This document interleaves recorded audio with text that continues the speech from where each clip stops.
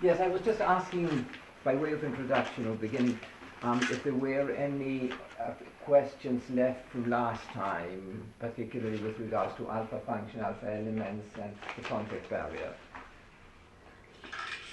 Well, do I understand the contact barrier is that you might say between and contacting both the conscious and the unconscious. Yes. And it's something that is the alpha function continually works on it throughout waking as well as sleeping. During wakefulness as well as during sleep. Yes.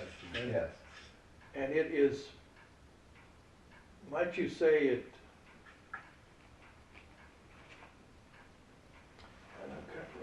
my thought was, let me ask you this way. What would happen if somehow the contact barrier was not maintained or was broken? Is that where the unconscious breaks through somehow, like in dreaming, but it breaks through in a kind of a destructive way or a psychotic way? Or not like in dreaming, because for as long as you dream, something from the unconscious selectively filters through consciousness from the unconscious, but it's selective. It's not that the unconscious breaks through and you have it all there just because you went to sleep. And even when it does come through, it comes through in a guise, right?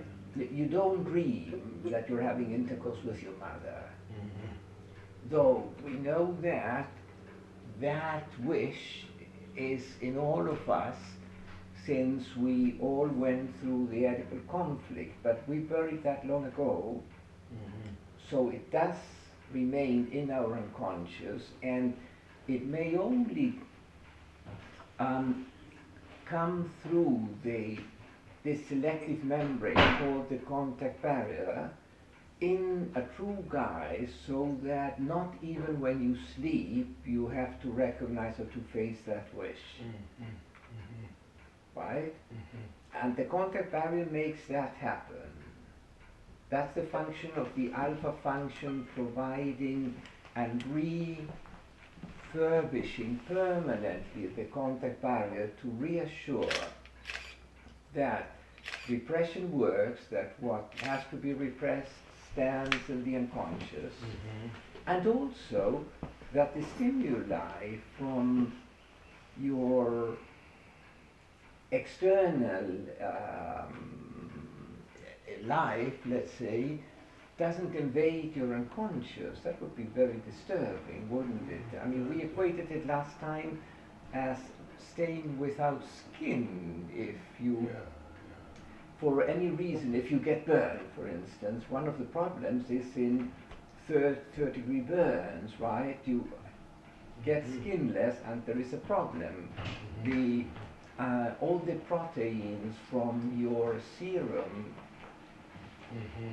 transpire, come out, and that can kill you, but also all the bacteria and everything that is around you can get in, and that can kill you too. It's from within and from without. Hello. Hello. Hello. If our contact barriers, for whatever reason, would stop being permanently restored by our alpha function, something similar would happen in our psyches.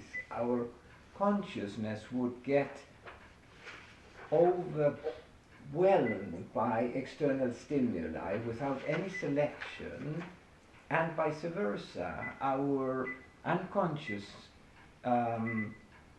fantasies, wishes, or thoughts would erupt in such a way in our minds that we would go crazy. We wouldn't be able to think or to devote our attention to anything, because we would be flooded all the time by our unconscious. And should we think of the contact barrier as a function or as also as a structure? Does it have a substance to it, if you could see it, or? It's an excellent question. What do you think? The question is, do we see it as a function? Do we see it as a structure? Is it both? I think it's both. It is both. I mean, strictly speaking, the function is the alpha function. The alpha function provides the alpha elements to create and recreate the contact barrier that on the other side, just as our skin gets eroded all the time, that is why it needs to be refurbished, recreated all the time. Like our skin, you always have new cells coming from your subcutaneous tissues or your dermis up because the skin is getting eroded. So you need to have new cells coming up. I mean, if that stops, you would stop having a skin, right? But in a sense, we could say it's also a function because the contact barrier is a structure, but it's a live structure, right? It's not like a stone or like the walls that you put them in place and they are there for years on end. This is a structure, it's a live structure that will only stay in place for as long as the alpha function is renewing its structure again and again. And it has a function. It's a structure that has a function. The function of keeping a selective separation and a selective contact between unconscious and conscious. That's why we said last time that this oxymoron of the two opposites, contact and barrier, applies because it's simultaneously a barrier, but it's also not so much of a barrier because it provides some contact, but some contact, not all the contact between conscious and unconscious. And when you were saying earlier that, she wants. Yes, Julie? Pardon? Yeah, oh, we thought you wanted to say something. Oh, I do have a question, but I'll wait till this discussion is finished. Okay. When you say that, it allows selectively material from the unconscious to come into the consciousness, is it the alpha function that is allowing or providing that selectivity? That's a good question. It is, but it's not the alpha function that carries out the selection. Right? Bion doesn't elaborate on that because he takes the model of Freud that it is our superego that, or our internal censorship, let's say, that accepts or refuses to accept an unconscious content. But just to give you an example, for instance, the wish to eat, when you're satisfied after you had a meal and your wish to eat is gone because you already ate, the wish to eat gets back into your unconscious. It's not conscious. You don't feel that now I want to eat because now you don't want to eat. You finished eating already. So the wish to eat is no longer, let's say, invested, not even in your unconscious, as something what you call it, urgent. It went away. But it is in your unconscious. It lies there as a potential that can get conscious again. Now, let's say, if you haven't eaten for 6 hours or 8 hours, the wish to eat that was resting in your unconscious emerges in consciousness, and since it's not conflictive, it's not anything that you feel you have to refuse because it goes against, let's say, your values, you let it pass. It comes through the contact barrier and you say, well, now I'm really hungry, that's fine, right? But let's say if you experience a strong envious feeling towards someone and you would like really from your unconscious, let's say, to make an offensive remark, but at the same time, your moral conscience says, you don't do that, Bill, you know, that's really ugly. I mean, you shouldn't, because this person is also very nice. It's just that you feel angry and envious.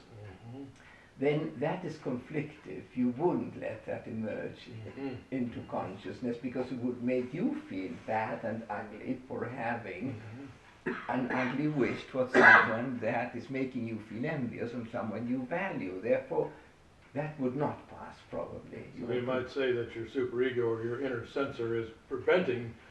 Exactly. It's being selective. It's preventing. It's being selective. Said that is a no-no, Yeah. right? But being hungry, it's okay. Yes, yes. So one can come into consciousness, the other one, no, right? But you may then have a dream, let's say in the night, where that shows up in a guise.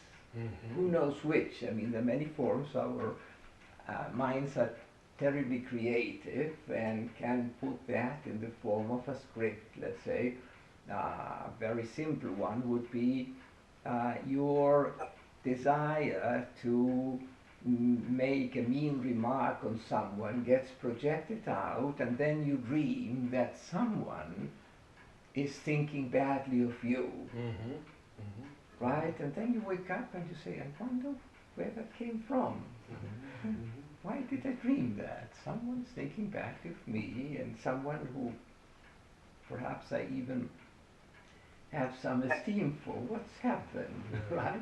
Well, what may have happened is a role reversal, right? You displaced and projected your bad feelings that make you feel ugly and that you shouldn't have them onto someone in your dream that is the one that has these ugly feelings, but God forbid, it's not you, right?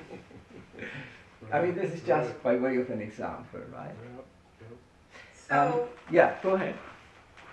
so would you say then that the superego and the defense mechanisms interact with the contact barrier in such a way as to contribute to how that selection takes place? I think that is a good way to put it, yes. Are they? Yes, I think that's a good way to put it, yes. But it also seems to me that, because I think of the contact barrier also as a projection inward, intrapsychically, of the psychic skin, of the skin, in a way.